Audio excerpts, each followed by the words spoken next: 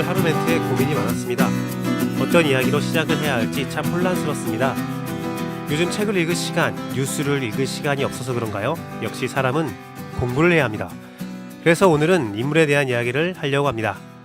제가 좀 좋아하는 중국 역사에 나오는 인물입니다. 항우와 유박입니다. 초한지에 나오는 인물이죠. 항우는 능력이 출중하지만 고집이 세고 남의 말을 잘 듣지 않습니다. 그리고 자만하지요. 그래서 강했지만 승자가 되지는 못합니다. 유박은 능력은 다소 없고 게으른 모습도 보이지만 남의 말을 잘 듣고 겸손하며 인내력이 많고 유하다라는 표현을 듣습니다. 많은 인재를 얻고 그들에게 의지하여 천하의 승자가 됩니다. 천하의 승자가 된 이후에 태도가 돌변하여서 많은 사람을 죽였지만 여하튼 역사의 승자가 되었죠. 물론 이 두 기록은 역사의 승자가 기록하였기에 각색과 포장이 된 정보일 수도 있습니다.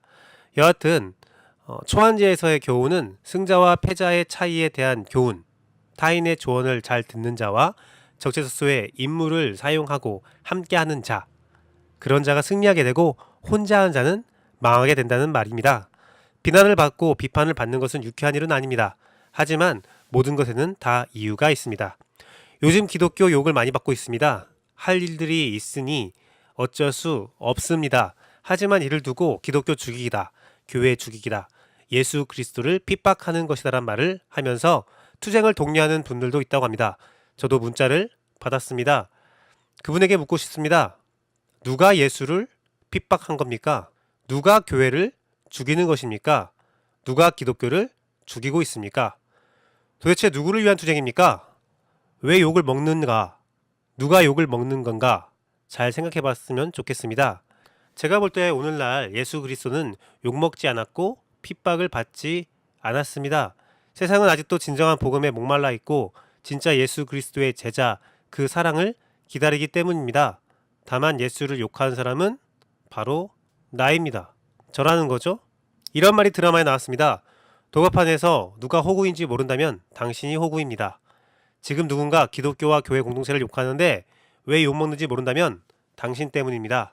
인싸와 싸, 기성세대와 신세대, 종교와 삶, 꿈과 현실을 이어주는 브릿지가 되고 싶습니다.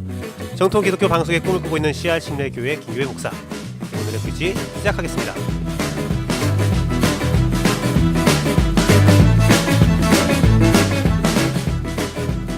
오늘 큐티한 남자 본문은 시편 98편입니다. 시편은 유진 피터슨의 메시지로 읽어드리는데요.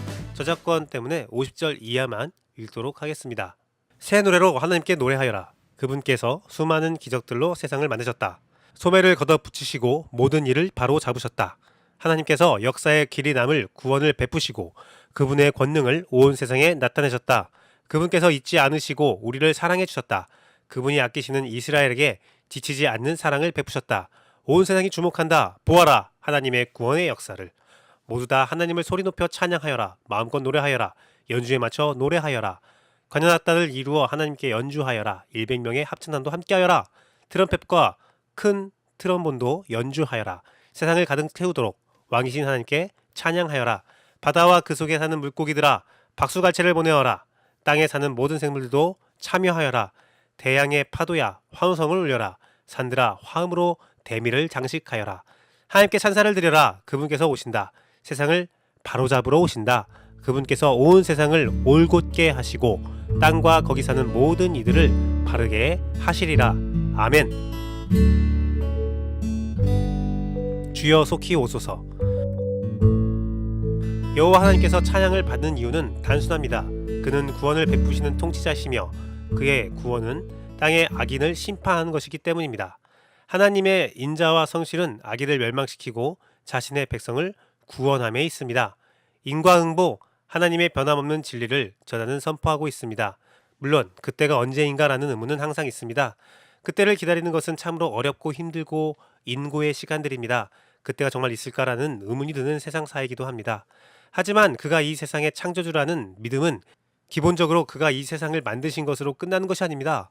이 세상을 주관하시며 그의 뜻대로 이 땅의 모든 질서를 바로잡아 주실 것임을 믿는 것입니다. 그 믿음 안에서 찬양을 합니다. 마음의 평안을 얻습니다. 세상에 고통받는 자들은 언제나 있었습니다. 지금도 있습니다. 세상의 부조리와 창조 질서에 어긋난 행위들이 존재하기 때문입니다. 윤리와 도덕, 인간 본연에 마땅한 성품이 발현되지 않는 이 악한 세상에서 고통받는 자들이 분명히 있습니다. 끝없는 탐욕은 무지개와 같은 지옥과 같은 성품입니다. 사실상 탐욕은 타인뿐만 아니라 자기도 죽이고 있다는 사실을 알지 못합니다. 절대 채울 수 없는 구멍을 메꾸는 것과 같습니다. 그것이 바로 욕심, 탐욕입니다. 하나님의 창조 질서는 완연한 질서입니다. 공평과 정의입니다. 있는 자가 없는 자를 위함이며 하나님의 창조 질서입니다. 이와 같은 질서를 무너뜨리는 것은 그 자체로 죄악입니다. 하나님은 이 불평등을 평등으로 변화시키기 위해 늘 성실하십니다. 나눔의 마음을 허락하시고 각종 역사를 통해 인간의 바른 행위가 무엇인지 알게 하시고 있습니다. 하지만 성서에 증언하는 바 인간의 탐욕은 더욱더 극렬해질 것이며 끝내 거짓 선지자들은 인간의 탐욕을 이용하여 사람을 미혹하고 구원에서 멀어지도록 합니다. 많은 자들이 이 문제를 해결하기 위해 무단히 노력했으나 이 일은 해결될 모습이 보여지지 않는 것이 참 안타까운 이 시대의 걱정거리입니다. 하지만 끝내 악인들은 멸망을 당하는 안타까운 운명이며 그날에 이르기까지 고통받는 자들도 너무나 많기에 더욱더 안타까운 사실입니다. 하지만 그 모든 아픔을 뒤로하고 하나님의 분명한 뜻과 의지를 확인하며 하나님께 영광 돌릴 수 있는 마음의 평안과 소망을 가지기를 원합니다. 마라나타 주 예수여 어서 오시옵소서. 이 악하고 악한 세상이 견딜만 했으나 악인들이 여호와 하나님의 이름을 개인의 사욕에 사용하면서 정말 견디기 어려운 시기가 오고 있습니다. 성서에 증언된 마지막 때의 모습이기에 예상되고 추측된 상황이지만 견디기 어려운 것은 사실입니다. 이 견디기 어려운 상황에 견딜 수 있는 힘은 오직 성서와 함께하는 공동체입니다. 같은 의지를 가지고 서로에게 견딜 힘을 주는 자들이 있기에 아직 세상에서 버틸 수 있습니다. 하나님은 관계라는 시련을 주셨고 또 관계라는 소망을 주셨습니다. 바른 관계를 통한 위로를 주고받기를 원합니다. 그 안에서 하나님의 임재함을 느끼며 살기 원합니다. 함께 사는 삶을 오늘도 꿈꾸며 하나님께서 주시는 관계를 경험하며 하나님을 찬양하기를 원합니다. 함께 공평한 날을 기대하며 견디겠습니다. 위로는 하나님을 찬양하고 아래로는 바른 관계를 통해서 성서의 가치를 이 땅에서 실현하고 싶습니다. 내가 가진 것을 조금이나 나누며 탐욕을 절제하고 바른 성경의 가치관을 전하는 자가 되도록 하겠습니다.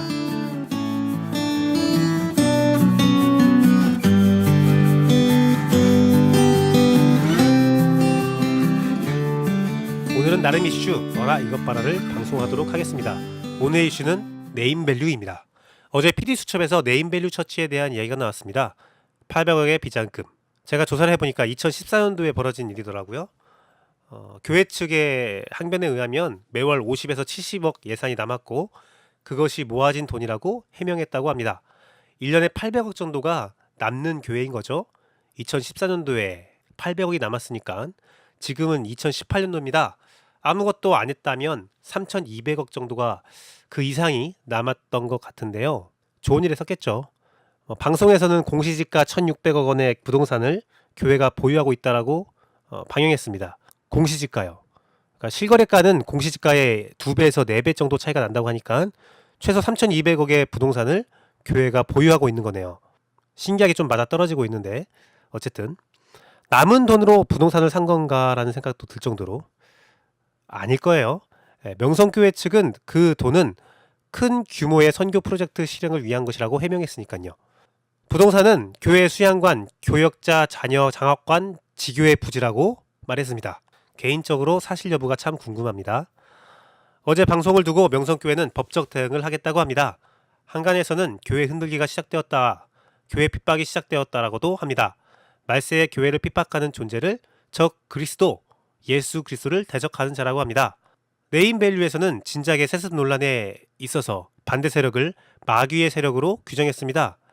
과연 누가 흔들고 누가 핍박하는 주체인지 마귀인지도 정말로 궁금합니다.